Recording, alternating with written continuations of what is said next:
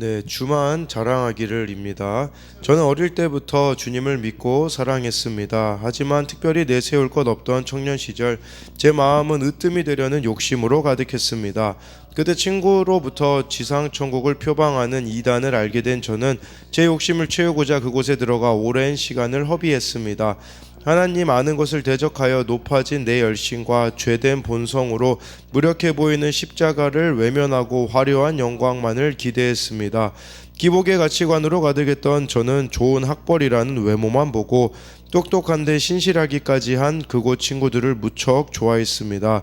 그러다 세상에서 알아주지 않는 이단 교주를 세상에 알려야겠다는 사명감까지 갖게 되었습니다. 시간이 흐르면서 저는 절대 권력을 가지고 있던 그 교주의 불의함을 알게 되었지만 이미 이단에 깊이 빠져 있었기에 애써 그를 변증했습니다. 그런 저를 불쌍히 여기신 하나님은 부패한 이단의 실체를 세상에 크게 드러내셨고 저는 기적적으로 그곳을 빠져나왔습니다. 그럼에도 저는 여전히 외모를 취하는 자였습니다. 그래서 분수 이상의 자랑을 하고자 자녀 교육에 집중했습니다. 딸을 사립초등학교에 보내고 과목별로 교육하며 예체능 분야까지 공부하게 했습니다. 그야말로 육신에 따라 싸우는 자가 된 것입니다. 부모의 권세는 자녀를 바로 세우라고 주께서 주신 것인데 저는 아이를 좋은 학교에 보내고자 딸을 다그치며 상처 주는 말을 서슴지 않았습니다. 딸을 상급 학교 입학 시험에서 높은 시험 점수를 받았지만 해당 학년도의 면접 방식이 바뀌면서 지원한 학교에 떨어지고 말았습니다. 그 일로 저는 구속사의 말씀이 있는 공동체를 찾게 되었습니다. 그 공동체에서 양육을 받으며 점수와 태도로만 딸의 친구들을 비교하고 스스로 자녀를 잘 키우고 있다고 여긴 지혜 없는 자가 바로 저임을 깨달았습니다. 또한 하나님은 제가 주 안에서 자랑하는 자가 되기를 바라신다는 것도 알게 되었습니다. 이렇게 부끄러운 인생을 살아온 제가 말씀을 깨닫게 하신 하나님의 은혜로 국내 유수의 의과 대학 과정을 잘 마쳤다는 딸 친구들의 연락을 받고도 진심으로 축하하며 복음을 전할 수 있었습니다. 아직도 세상을 사랑하고 부러워하며 하나님을 향한 감사가 부족할까봐 근심이 됩니다. 앞으로 더욱 주만 자랑하는 자가 되기를 소망합니다. 적용하기입니다. 딸의 친구들 어머니에게 신앙서적을 보내겠습니다. 저 때문에 상처받은 딸에게 따뜻한 눈빛으로 사랑한다고 말하겠습니다. 네, 이렇게 자기 욕심을 채우고자 이렇게 이단에 들어가게 되었고 나와서는 자녀 교육에 이렇게 집중하였다고 하잖아요. 그러니까 부모의 권세는 자녀를 세우라고 주신 것인데 육신에 따라 싸우는 자가 되어서 좋은 학교에 보내고자 막 상처 주는 말도 서슴지 않고 결국은 높은 점수는 받았지만 면접 방식이 바뀌며 지원한 학교에 떨어짐을 통해서 또 공동체로 나아오게 되었다라는 거죠. 그러니까 이렇게 떨어지는 사건이 이렇게 또 주님께 돌아오는 사건이 된다라는 것을 우리가 봐야 합니다. 그러니까 세상 것으로 자랑하고 있으면 반드시 떨어질 날이 온다라는 사실을 잊어서는 안 되는 것이겠죠. 오늘은 고린도후서 10장 1절부터 이렇게 18절까지 말씀인데요. 1절에 너희를 대면하면 유순하고 떠나 있으면 너희에 대하여 담대한 나 바울은 이제 그리스도의 온유와 관용으로 친히 너희를 권하고 라고 말씀해주고 있어요. 그러니까 지금 이게 너희를 대면하면 유순하고 떠나 있으면 담대하다, 이게 바울이 하는 말이 아니라 이 고린도 교회 성도들 중에 바울을 비꼬았던 사람들이 했던 말입니다. 그러니까 바울에 대하여서 이거 뭐 직접 얼굴 보면 뭐 별 말도 못 하는데 맨날 그 편지로는 이렇게 되게 말을 세게 한다, 막 이런 식으로 바울을 이중적인 사람이라고 평가했었던 사람들이 고린도 교회 안에 있었다라는 거예요. 근데요, 바울은 이제 그리스도의 온유와 관용으로 친히 너희를 권한다라고 해주고 있어요. 여러분, 이렇게 우리를 이중적인 사람이라고 말하면 내가 실제로 이중적인 사람이 아닌데 얼마나 화가 나겠습니까? 근데 바울은 반응하지 않아요. 온유함과 관용이라는 단어를 사용하잖아요. 여러분, 이 온유함이라는 것은 화를 낼 수 있음에도 참아주는 거, 견뎌주는 거, 이해해주는 것이거든요. 근데 이것은 우리의 성품으로는 불가능한 일이에요. 이 온유함은 바로 우리의 본성이 아니라 성령님의 역사로 우리들의 성품이 예수님을 닮게 바뀌어지는 것을 말하는 겁니다. 그러니까 온유함은 예수님을 닮아야지만 우리들의 삶에 나타나는 모습이라고 볼 수가 있습니다. 그러니까 우리가 체질 개선이 이루어져야 된다라는 거예요. 그러니까 영적 체질 개선, 예수님을 닮아가는 이런 모습들이 우리들 가운데 있어야 한다라는 것이죠. 1절에 대한 적용 질문은 이중적인 모습이 나에게 있지는 않습니까? 나는 나의 성품으로 살아가나요? 아니면 예수님의 성품을 닮아가고 있습니까? 2절에 또한 우리를 육신에 따라 행하는 자로 여기는 자들에 대하여 내가 담대히 대하는 것 같이 너희와 함께 있을 때에 나로 하여금 이 담대한 태도로 대하지 않게 하기를 구하노라 라고 해서요, 어떤 사람은 막 또 바울을 육신에 따라 행하는 자라고 비난을 해요. 그러니까 막 이렇게 얘기하는 거예요. 면전에서는 할 말을 다 못하는 것은 바울이 사람의 눈치를 보기 때문이고 바울의 동기가 불순하기 때문이라고 비방하는 사람이 있었던 것이죠. 그러나 바울은 이런 사람들에 대하여서는 단호한 태도로 대하려고 한다고 이렇게 말해주고 있어요. 말씀해주고 있어요. 3절에 우리가 육신으로 행하나 육신에 따라 싸우지 아니하노니 라고 이렇게 말씀해주고 있는 것이죠. 그러니까 육신으로 행하나라는 것은 쉽게 말하자면 세상 속에서는 살아가는 거죠. 근데요, 세상 방식으로는 싸우지 않는다라는 겁니다. 사람들은 이 육신의 방식으로 얼마나 많이 싸웁니까? 그래서 쉽게 어떤 갈등이 생기면 그냥 내 감정대로 내 말대로 이렇게 해결하려고 하는 거죠. 근데 바울은 육신에 따라 싸우지 않는다라는 것은 영적으로 분별한다라는 뜻이에요. 영적으로 싸운다라는 것입니다. 그러니까 눈앞에 일어난 어떤 일들을 그냥 그것을 보고 내가 느끼는 대로 반응하는 것이 아니라 영적으로 반응한다라고 말해주고 있는 것이에요. 그리고 바울이 육신에 따라 싸우지 않는다라는 것은 세상적인 어떤 인정받는 기준을 내세우지 않는다라는 거예요. 바울이 자랑할 게 얼마나 많이 있었습니까? 가말리엘의 문화생이었죠. 로마 시민권을 받은 자였었잖아요. 갖고 있던 자였잖아요. 근데요, 하나님의 능력은 이런 육신의 자랑에 속하지 않기 때문에 그런 것으로 그냥 막 바울이 고린도교 성도들에게 나 막 가말리엘 문화생이다, 나 로마 시민권을 받았다, 그런 식으로 세상 방식으로 싸우지 않았다라는 것을 말씀해주고 있는 거예요. 그러면서 어떤 싸움을 싸워야 되는지가 4, 5절에 나와요. 우리의 싸우는 무기는 육신에 속한 것이 아니요 오직 어떤 견고한 진도 무너뜨리는 하나님의 능력이라 모든 이론을 무너뜨리며 5절에 하나님을 아는 것을 대적하여 높아진 것을 다 무너뜨리고 모든 생각을 사로잡아 그리스도에게 복종하게 하니라고 말씀해주고 있습니다. 바울은요, 하나님의 능력으로 싸웠다라고 하잖아요. 육신에 속한 그 어떤 것을 자랑하는 게 아니라 하나님의 능력을 붙잡았다라고 말씀해주고 있습니다. 그러니까 우리가 하나님으로부터 나오는 강력한 무기를 가지고 살아갈 때에 인간의 자랑에 근거한 모든 견고한 진이 무너질 수 있다라는 거예요. 근데요, 이 하나님의 능력, 하나님과 교제하면서 나오는 그 능력이 우리들 가운데 없으면 우리는 세상 것을 자랑하고 여기서 보니까요, 그렇게 그냥 내 마음대로 살면요, 5절에 대적하여 높아질 수밖에 없대요. 여기 5절에 높아진 것을 이라는 단어는 콧대가 하늘 위까지 치솟았다라는 뜻이에요. 마치 그 바벨탑을 연상시키게 하는 거죠. 교만함, 오만함을 나타내는 것인데, 그러니까 결국은 이것들은 하나님에 의하여서 다 산산조각 날 수밖에 없음을 뜻하고 있습니다. 하나님을 아는 지식에 대항하여 인간 스스로 높아진 그 모든 교만함들은 결국은 다 산산조각 날 수밖에 없다라는 것입니다. 4, 5절에 대한 적용 질문은 나는 어떤 무기를 사용하며 누구를 드러내는 삶을 삽니까? 세상의 무기입니까? 하나님으로부터 오는 영적인 무기입니까? 이 영적인 무기는 에베소서에 보면 나와 있겠죠. 성령의 검, 하나님의 말씀, 또 믿음의 또 그 방패도 있으며 우리가 전신갑주로 날마다 이렇게 입는 것을 뜻한다라고 볼 수 있는 것이겠죠. 6절 7절에요. 너희의 복종이 온전하게 될 때에 모든 복종하지 않는 것을 벌하려고 준비하는 중에 있노라.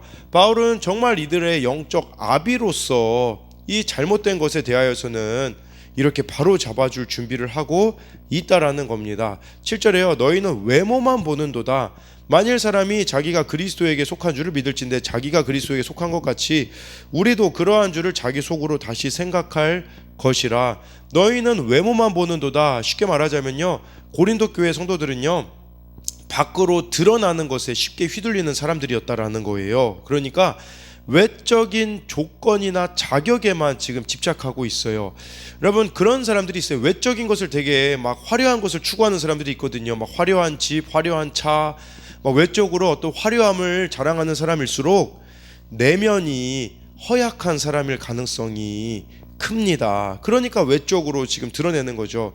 쉽게 말하자면 하나님과 맺는 관계가 빈약할수록 외적인 것을 자랑할 수밖에 없다라는 것을 기억해야 됩니다. 반대로 하나님과의 이 관계가 견고한 진과 같은 자들은요, 외적인 것을 자랑하지 않아요. 자기 자랑, 생색 이런 것을 하지 않는다라는 것을 보여주는 것이라고 할 수가 있어요. 8절에 주께서 주신 권세는 너희를 무너뜨리려고 하신 것이 아니요 세우려고 하신 것이니 내가 이에 대하여 지나치게 자랑하여도 부끄럽지 아니하리라 라고 해서요, 네, 주께서 주신 권세는요, 무너뜨리려고 하는 게 아니라 세우라고 주신 거라고 말씀해 주고 있습니다. 더 쉽게 말하자면 무너져 가고 있는 곳을 세우는 것이 하나님의 뜻이라는 걸 기억해야 돼요. 예를 들자면 부부 사이에도 관계가 무너져요. 그러면 어떻게 하냐?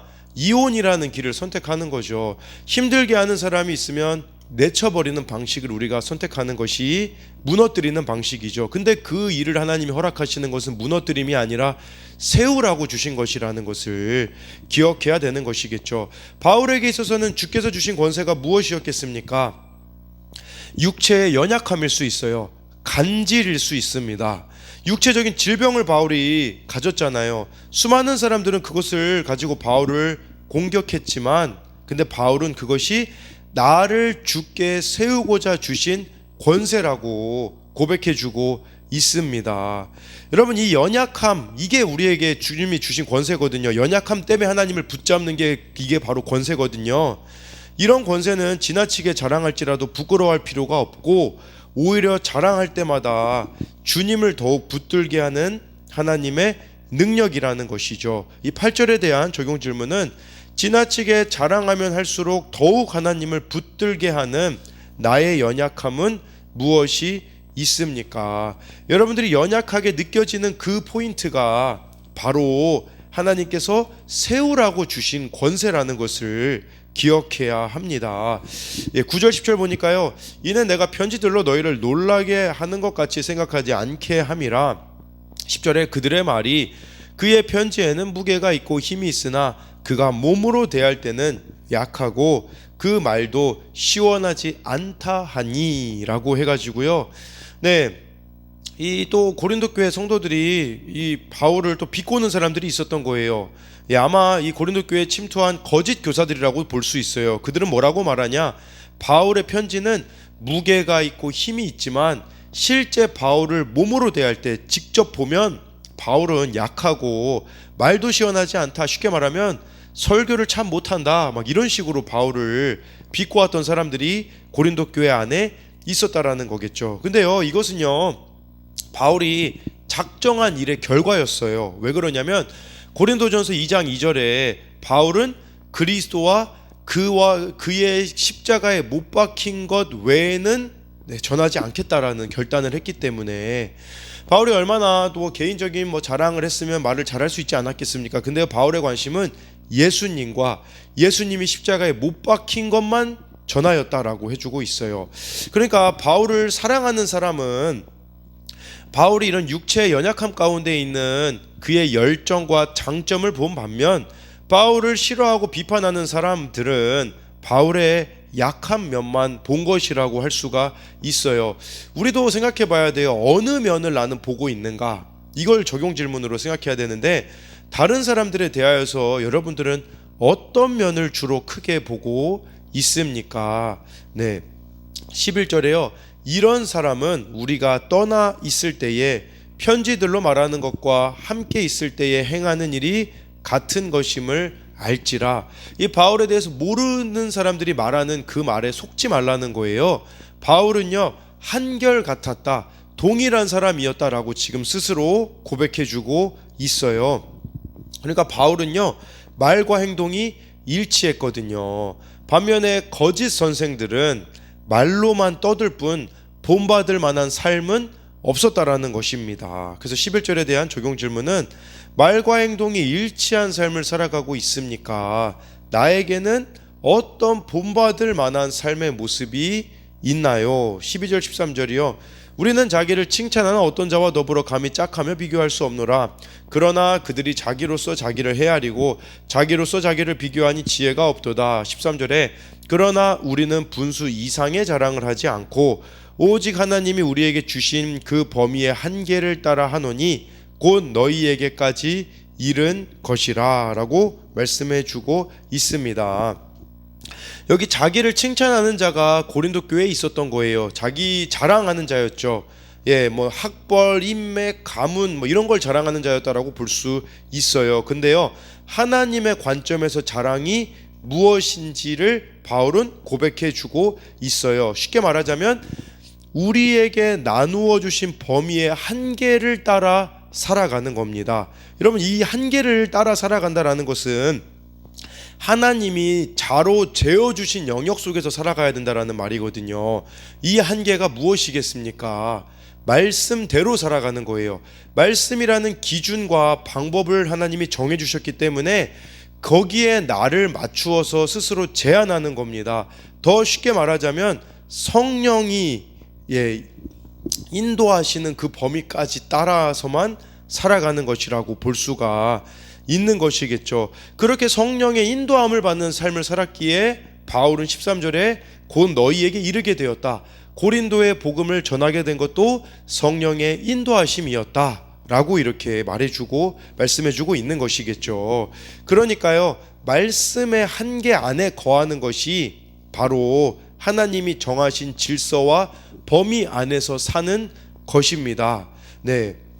그래서 이 12, 13절에 대한 적용 질문은 말씀의 범위 안에서 살아가고 있습니까? 아니면 세상의 기준대로 살아가고만 있지는 않습니까?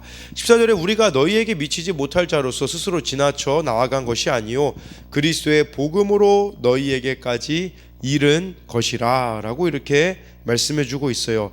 여기 스스로 나아간 게 아니라고 말해주고 있어요. 고린도 교회에 바울이 가게 돼서 교회를 개척하게 된 것은 이것은 바로 복음이 너희에게까지 이른 거다. 이게 하나님의 뜻이었었다 라고 이렇게 고백해주고 있습니다. 15, 16절에요. 우리는 남의 수고를 가지고 분수 이상의 자랑하는 것이 아니라 오직 너의 믿음이 자랄수록 우리의 규범을 따라 너희 가운데에서 더욱 풍성하여지기를 바라노라. 16절에 이는 남의 규범으로 이루어 놓은 것으로 자랑하지 아니하고 너희 지역을 넘어 복음을 전하려 함이라. 그러니까 바울은 이 교회를 개척하는데 남들이 세워놓은 터 위에는 개척하지 않았습니다. 그걸 지금 말씀해주고 있는 거예요.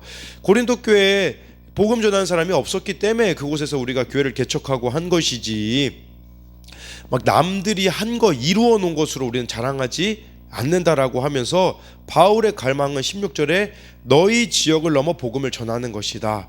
더 넓은 이방인 지역으로 복음이 확장되는 거, 그것만 지금 바울은 바라고 있다라고 말씀해주고 있어요. 17절에요. 자랑하는 자는 주 안에서 자랑할지니라.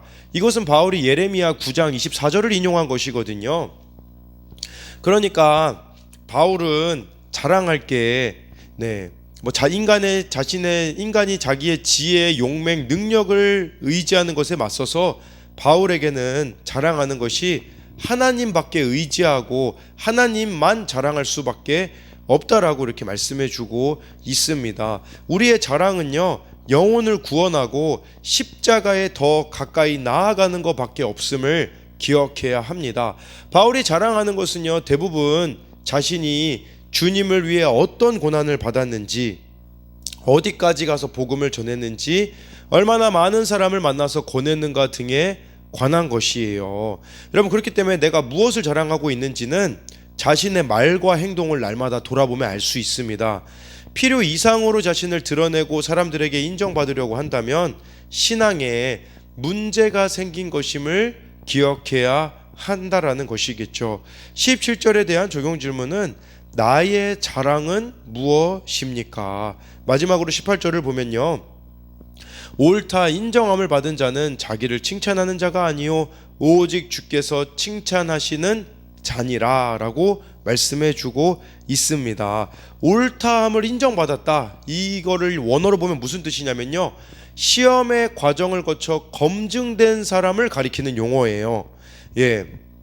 그래서 사람의 판단은 세상적인 기준에 따라 외면적인 것들로 이루어지겠지만 주님은 그 자신의 기준을 따라 인정할 자를 판단하신다라는 거예요. 그러니까 우리가 주께서 칭찬하시는 자가 되려면, 주님께 인정을 받으려면 주님의 방식과 기준을 따라야만 한다라는 것을 말씀해 주고 있는 것이죠. 그래서 마지막으로 18절에 대한 적용 질문은 나는 스스로 칭찬하는 사람인가요?